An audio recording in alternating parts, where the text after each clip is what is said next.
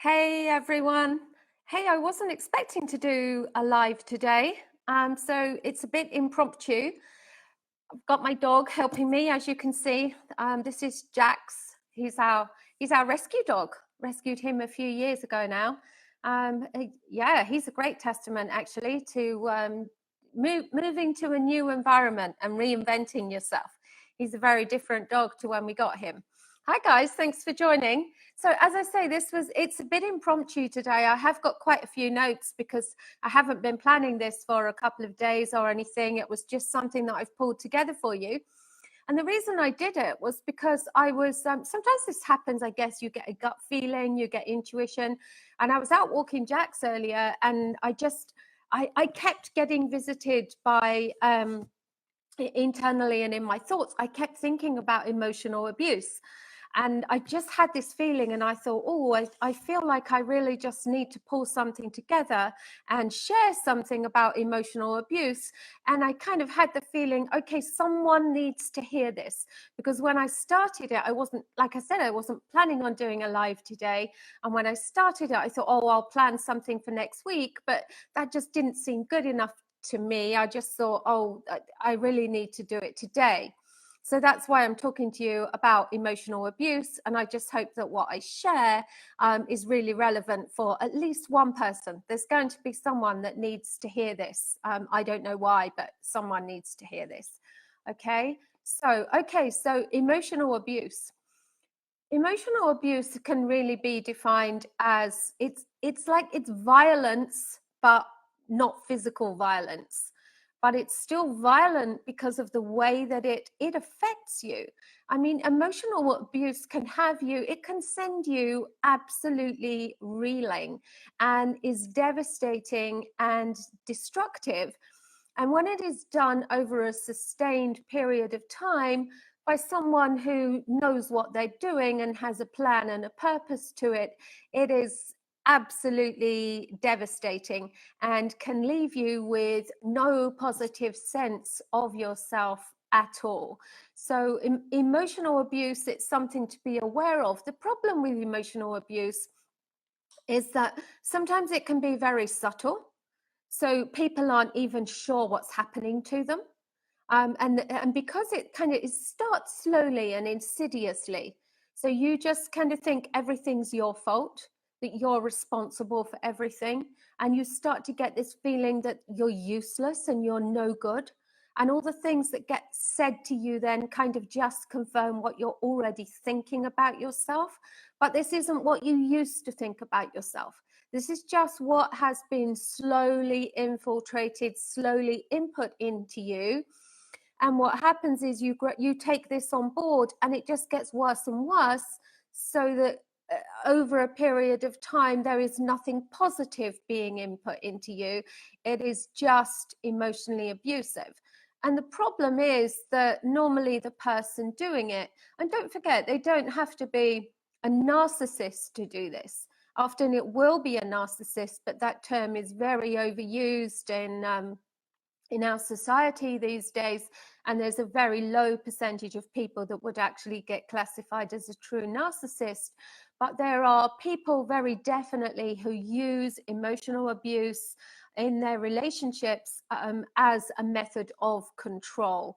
And it might be your spouse, but it could be people at work, it could be your boss, a teacher, it could be your friends, and for some children, it's their parents. And obviously for children, it's devastating. If as adults, we can't see what's going on and we can't overcome it and we can't be logical and reason with it, then what chance do children have? It's just devastating, and they just grow up in absolute confusion about who they are and and what a healthy relationship looks like. So one of the problems with emotional abuse is that you don't have anything to show for it. So people that emotionally abuse are usually very clever. And what they will have is an outside persona to everyone else. So maybe even all of your family and your friends and their friends think that everything is amazing. They'll look at this person because when they are out with you, normally everything will appear fine. And it's when you're on your own that they emotionally attack you. And obviously, again, this seesaw, when you're out and they're one thing and then you're in and they're another, that's very confusing. And also it can cause you to let your guard down, which can hurt you even more. But the problem is when other people don't see it, how do you explain it to people? How do you tell people what's going on? And I did a post recently on here, and I showed someone all covered in bruises, and physical violence is awful, obviously. But I tell you what, there are an awful lot of people who will say about their emotional abuse, I wish it was physical, because I'm trying to tell people and they don't believe me. Or I'm trying to tell people and I'm thinking, am I crazy? Because the perception I have of what's going on is so different to what other people have. I have nothing to show them.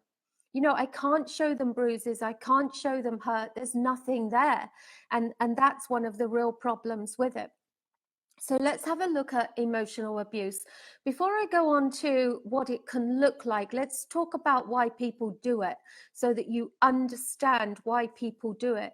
And the important thing to understand is that this kind of emotional abuse and this kind of control, it's always about power and control. So a healthy relationship is going to be about equality and support, let's say. It's going to be about, because you love someone, you want to meet their needs, you want to support them in their life goals, and you do this together. It's give and take, it's support on both sides. That's what a healthy relationship looks like. An unhealthy relationship is all about power and control, and it's where one side will have all the power and control, and they use emotional abuse to make sure they stay in that position, and the other person is always the one that is being diminished, is giving up their plans, is being put down. The other person is controlling. The important thing to understand about this kind of controlling behavior is, number one, it is learned. They have learned it from somewhere. Now, the most likely place to learn it is at home, from their role model parent. That's where we learn most of our adult skills. Although, of course, what we have the chance to do and the choice to do later on is to look at what was taught to us, or we observe what's going on and say, I don't accept that. That might be what's being shown to me, but I don't want to be like that. I can see that this isn't going to work for me. I can see that this person is unhappy. That's not who I'm going to be. And then we make a choice to be different. But it might not be learned from a parent. It could be learned from someone else in authority. It could even be learned from peers, or siblings or something like that. But this kind of power and control is always a learned behavior. And that's what's important to recognize, but also recognize that the person is choosing. They are choosing to adopt that style, and they have a choice to be something else. Now, they might need help to do that, because you've heard me talk enough about the blueprint. So this is their blueprint. This is what's been modeled to them.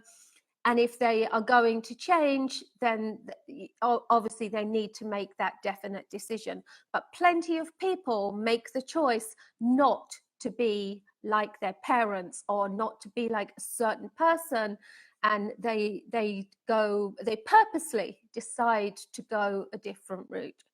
Okay. The other thing about this is you have to remember that this is bullying.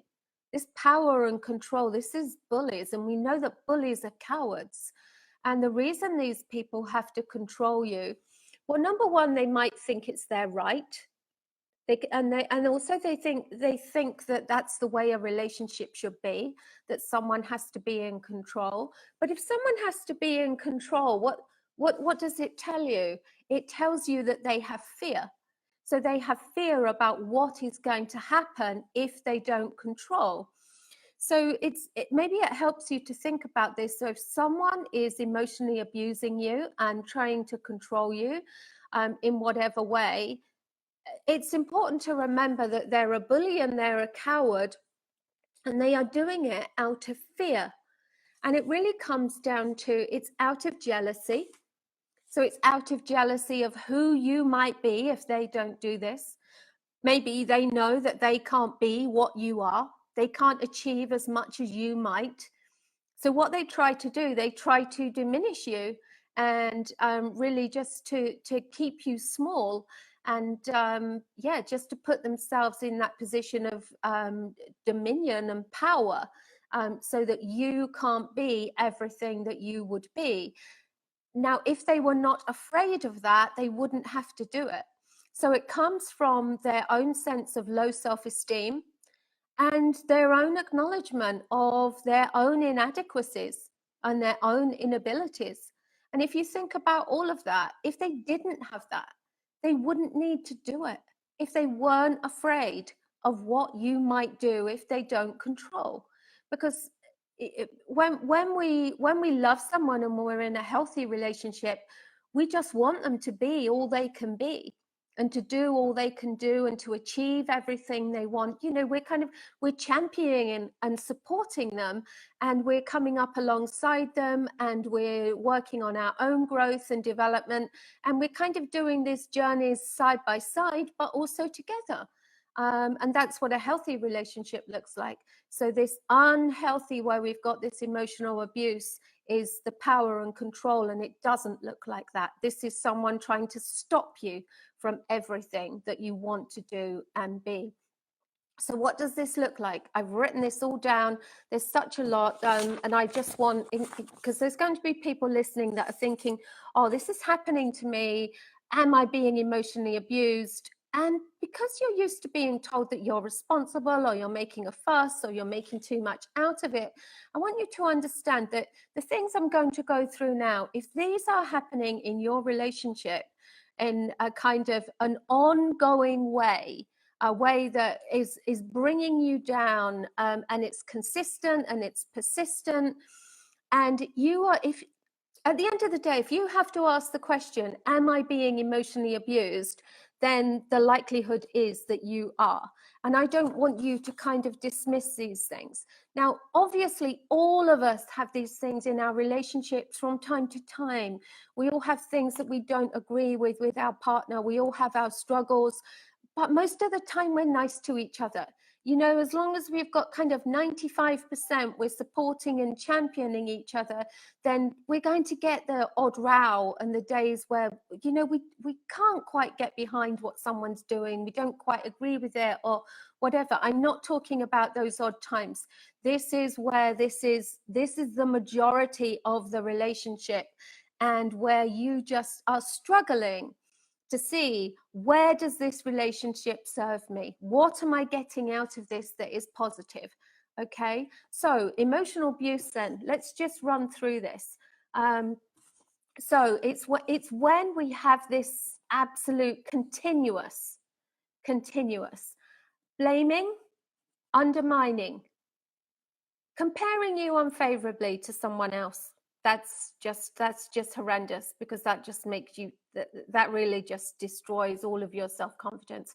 Criticizing, you know, there are ways of, you know, we all know about constructive criticism, where we can say something to someone in a way that is positive and is designed to help them do better, or to, you know, to do something different. Or there's the kind of criticizing that is just designed to just wipe someone out.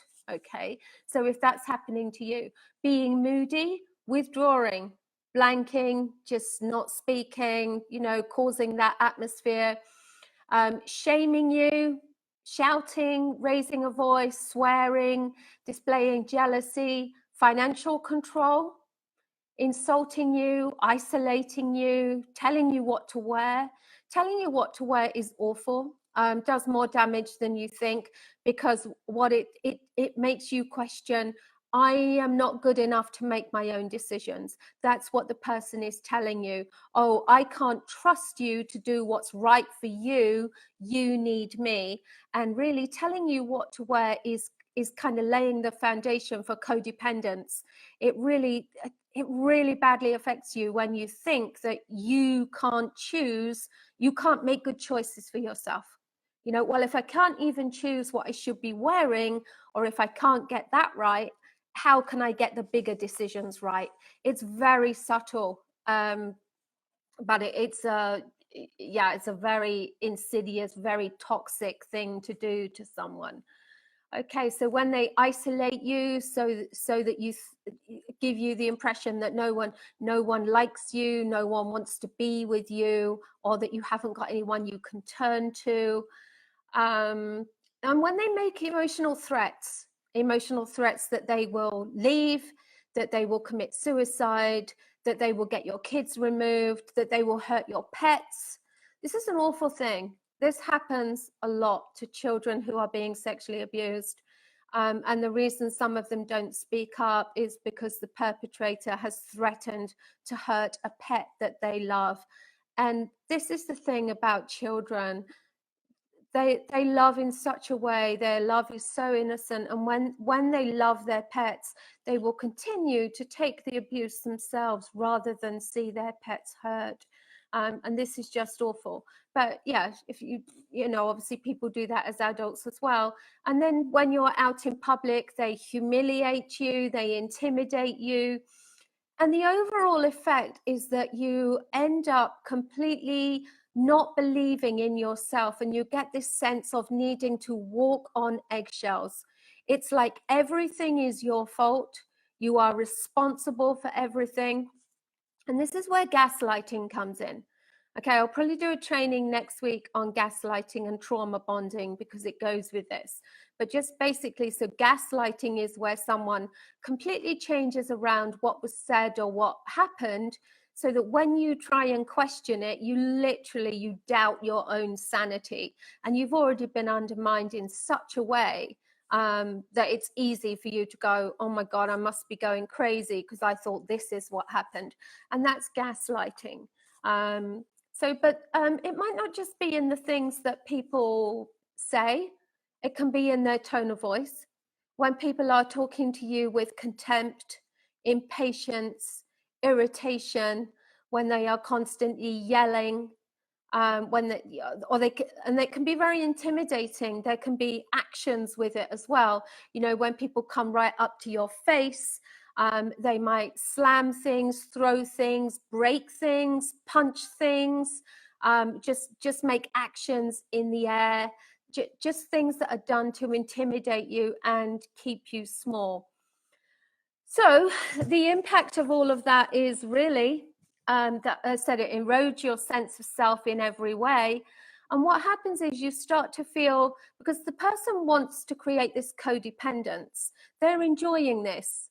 Okay, don't forget, they are enjoying bringing you down because it is raising them up. That's what they're trying to do. They can't raise themselves up in any other way. So they have to raise themselves up by bringing you down. And once you understand that, it's a lot easier for you to try and process this and overcome this. So what happens, as I said, you end up doubting your, you're literally doubting your own sanity. Thank you for that. You like that. You like that. That's good. It erodes all your self-confidence, your self-esteem, your sense of self, but it makes you codependent. It makes you think that you are useless, unlovable, you have no purpose. And people stay then. People stay in these toxic, emotionally abusive situations because they have the impression from this person that no one else could possibly want them. They even get the impression that their friends are only putting up with them. You know, that's the kind of thing that gets said, or so-and-so doesn't really like you, they're just putting up with you, they're just using you. No one else but me would ever want you. All this type of thing. So people get stuck because they honestly believe that they have no choice. And they stop valuing themselves. They believe that what they're getting is the best that they can get, and also the best that they deserve. They think that they somehow don't deserve any better than this. especially if they've been told, oh, you know, you're lazy, you're useless, you don't contribute. And this is what they start to believe. So of course, thinking that they're completely useless to anyone else goes along with that. And this is the horror of emotional abuse. So I think I've done, yeah, I've spoken to you about this.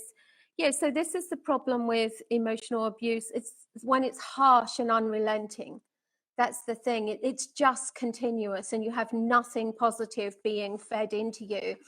And this, of course, I'm talking about this walking on eggshells type feeling that you get, which of course is what leads to your anxiety. See, we get this catch-22, we get this vicious circle here. So you've got an increase in anxiety because you're constantly waiting to be told something awful about yourself. You're waiting to be blamed. You're waiting to be responsible. And of course, your anxiety goes up. And because you're so anxious, you feel even worse. So you do start to make mistakes. You believe all these awful things about you. It makes your anxiety worse. And this is where people end up with complex post-traumatic stress. And this can happen as adults. If you've had a fine childhood and you move into an emotionally abusive relationship, you can get undermined in just the same way. And yeah, it's this extreme, this harsh, unrelenting negative input that undermines you and causes this. So here's the thing, what can you do? Just remember that these people are bullies, they're cowards. What's going to happen if you stand up to them? If you start to realize what's going on and you suddenly say, I'm not having this anymore. You say it to yourself. Okay, so here's the thing. What you can do, you can start to set really good boundaries for yourself. So let's take, if someone is speaking to you, if they are saying things to you that you don't like, or they are speaking to you in a way that you don't like, set yourself a boundary around that. It doesn't matter what they say about your boundary. This is for you. And here's some things that you can start to do that they really, really won't like, because they are used to being able to just bring you down and you just going along and you being meek and crushed and diminished. And if you start to stand up for yourself, they won't know what to do. So here's what you do. Please only do this if you are physically safe. If someone is going to get violent, physically violent, then don't do this. But quite often, people who are emotional abusers, they're not physical abusers. You know, they don't want people to see what they're doing. It's a hidden thing. And here's what I want you to do. So there's a few things that you can say. When you start to say things back to people, it's funny, when they're used to you just cowering away, as it were, and accepting things, they don't know what to do. So there's some things you can say, variations of this, okay? So come up with your own, but listen to what I'm saying here. So when someone says something to you or in a tone that you don't like, you can just turn around and start to say, and the first time you say it, they will be so shocked. Just turn around and say, please don't speak to me in that tone. That's all you need to say. Please don't speak to me in that tone. And it doesn't matter what they say back to you. You just stick with that. I don't deserve to be spoken to like that. I deserve better than that. And even if they come back to you with something like something really horrible, you can just say, even if you think that, I don't deserve to be spoken to like that. Please don't speak to me in that tone. Or you might say, I'm not going to answer you while you speak to me in that tone. And it might take a while. You might need to think these things through. But they will be really, I mean, they might get angry. That's why I'm saying, but you know, words that Words don't matter. If you've got to the point where you're able to do this, you're kind of thinking, this person's a bit of a shit, really, and I don't need to take this, and I'm going to start to stand up for myself. So it doesn't matter what they say back. I'm only worried if they might get physically violent with you. So be careful. But there's other things you can say. If you say to someone, if someone says something really nasty to you, and it doesn't matter who this is, and you get them to repeat it. So pretend you didn't hear it, because people say that stuff. People say something and it stings in the moment. But if you say to someone, oh, sorry, can you repeat that? Repeating something loses it. It really floors them. It's not the same the second time. Or you might just say, oh, sorry, I didn't hear that. What did you say? Okay. And another thing you can do, you can say to someone when they say something to you is you can say, why did you say that to me? Why are you saying that? And then again, it doesn't matter what they say. If they start to go off on a tangent about, ranting and raving. No, sorry. Why did you say that to me? I don't understand why you would say that. How are you expecting me to feel if you say that? Okay, so think about variations of these. These are just a few that I've come up with that I teach people to use. These ones are really good ones, especially the one, how are you trying to make me feel? And another really good one is, what is your motive? Sorry, what's your motive for talking to me like that? What's your motive for saying that to me? What do you gain by talking to me like that? Because if they're trying to diminish you and you say, what do you gain by talking to me like that? Or what do you gain by saying that to me?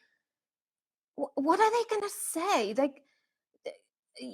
actually got to think about it. Are they actually going to stand there and say, what I gain is diminishing you, or what I gain is putting you in your place? I mean, what does that say about them?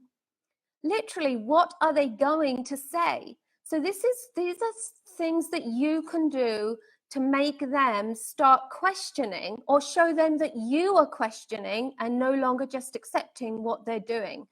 Because these people are bullies and cowards. And if you start to stand up for them, what do? They're not used to you being strong. Okay. And the other thing that you can do is you can reject what they say. Okay. So when someone says something to you that is just ridiculous, it's ridiculous, or even if they've made you believe it, but actually it's not true, you didn't believe it until they kept saying it, you can reject it. And you can tell them that you've rejected it, and you can say, okay, that's fine. If that's what, let's go back to them telling you what you need to wear, or that what you're wearing is awful. Rather than just taking their word for it, just say, that's fine if you think that, but actually I like it. That's why I put it on.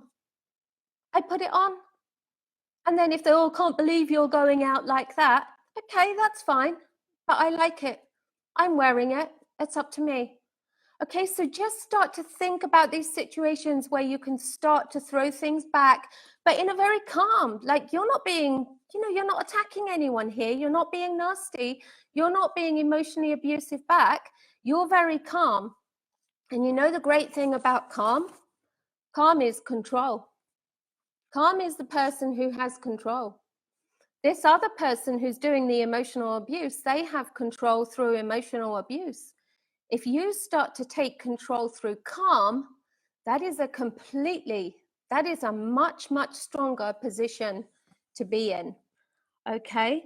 So, but what you really should do, here's what you should do. You should exit. That's what you should do. You can, I'm getting a bit uncomfortable. Okay. Right. Okay. I mean, there are things that you can do immediately to put yourself in a better position. There are things that you can do to start to question what's happening, to show that you understand what's happening, to show that you're not going to put up with this, that it's not acceptable to you. But really what you need to do is look at this relationship. Remember what I said about healthy and unhealthy relationships. So an unhealthy relationship is where power and control, one of you always has the power and control, one of you is constantly being put down, diminished, and just completely ignored. All your needs and wants are irrelevant. And then you've got on the healthy side. So have a look for yourself. What I want you to do, I want you to write down what a healthy relationship is. Now, the definition, the kind of accepted definition of a healthy relationship is one of, it's like of joint support, really. It's where you're both invested in the hopes and dreams and plans of each other, and you're supporting each other in that. So it's a joint meeting of needs. So if you accept something along those lines and you adjust it to within your values and boundaries, because everyone has different values and boundaries. So we all have a version of this that works for us. And that's absolutely fine. Everyone has different things that they need and want and expect from their relationship. And that's up to each couple. So have a look at what this would ideally be for you. And then write this down and say, how does this relationship serve me? What am I getting from it that meets these needs? You know, how is this relationship within my values and my boundaries? And just start to ask yourself those kind of questions. And what you'll very quickly find with an emotionally abusive relationship is that it is nowhere. It's nowhere in those parameters at all. And that's when you can start to question and ask yourself what you're going to do about this. And I really hope that as soon as you can, you will exit before this does any more damage. I know that that's an easy thing to say, and that if you're in this situation, obviously it erodes your belief in yourself to the point where you believe that you can't leave, because you actually believe that you don't have the ability to be on your own. But that is just something that's just part of the control that has been fed into you, and you will start to recognize that. When you leave, don't jump into another relationship, because you will be jumping into that with all the baggage and all the damage and all the emotional hurts. So what you must do is leave and take the time to heal. Take the time to heal so that you are absolutely filled with love and appreciation for yourself, so that you can stand in your own self-confidence, in your own values and boundaries. You can put them in place and you can reinforce them. And then you can be sure that the next person that comes along will not be able to emotionally abuse you, because you will have red flags, you will have your boundaries, and you will have confidence in yourself. You will know what you want for yourself. And as soon as someone does something that really goes against that, speaks to you in a tone you don't like, says something that really goes against everything that you've put in place for yourself, you are going to react to that and just go, no, this person is not right for me. Believe me, if you don't do that, if you don't do the work, if you don't do the internal healing, you are going to repeat this, because it's a pattern, it's familiar, it's what you know. And you know what I'm always teaching you, the mind loves what's familiar, and it will go back to that pattern, even though it didn't serve you. If you don't do the work, your mind will go back there just because it's easy and it's familiar, and you will go, oh, I recognize this, I know how to be in this. And it's not a conscious thing, it's a subconscious, because logically you think, oh my God, I would never do that. But that doesn't happen. That's how we hear about people who've been in 3 violent relationships, or 3 relationships with people who've tried to commit suicide, or, you know, three relationships with people who've I know, who are emotionally abusive. They just repeat patterns, and it's because they leave one relationship and don't do the work to change themselves before they go into the next one. Remember, there are common denominators in these relationship patterns, and the common denominator is you. And it's up to you to recognize what's going on, and for you to change that pattern by changing yourself and what's acceptable to you. Okay, so that was very long. I thought that was going to be, because that wasn't really planned, so I thought that was going to be a really quick live today, but I'm really glad that I did it. I feel better. It's almost like, oh, I had to get all that out. So someone needed that, so that's fine. I feel better now that I've said all of that. I hope that that will really help someone. If you've got questions or comments, please leave them as usual. Next week, okay, so next week I'm going to do a training on gaslighting. I'm going to do one on trauma bonding, and I'm going to do one on, what did I get asked to do? Oh, yes, brilliant training I've been requested. And that is the connection between the mind and the body, and pain and disease and illness. So how the mind and the body are connected for these things. So it's how our emotional distresses and pains actually cause our physical ones. So really looking forward to doing those next week. So I'm happy to do 4 lives next week. So if you have anything else you'd like me to do, let me know. And yeah, I really hope that that was useful, and we'll carry on this theme next week.